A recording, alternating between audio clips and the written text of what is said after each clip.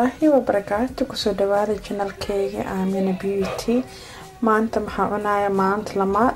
qada cunaya qadaday maxay tahay ansalaato leeyahay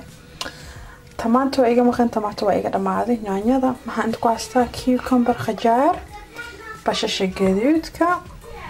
ansalaatada wax yar tuna iyo maxaa la saytuun ku haystaa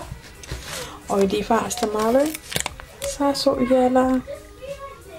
soft cheese ka ku jira cheese ka cusbo dhahiya inta maxaan ku haystaa geedkana ku haystaa maxaan ka soo gatay Holland and Barry ka soo gatay delicious marka lagu daro ansalaatada ice cream ka lagu darsan kala wax ka soo darsan kartaa daddan oo khatar u yeela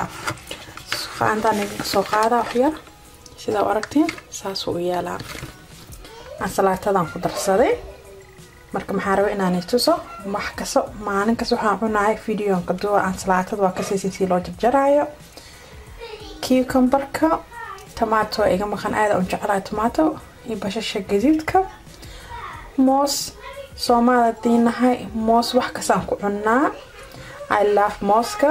maxaa laha wax kasaan ku cunaa I love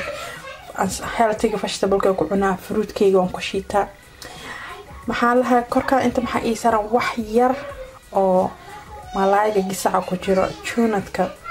kan biya ma jeclay asxaabta si kale u soo uraa kan asliidan qaata oo sunflower-ka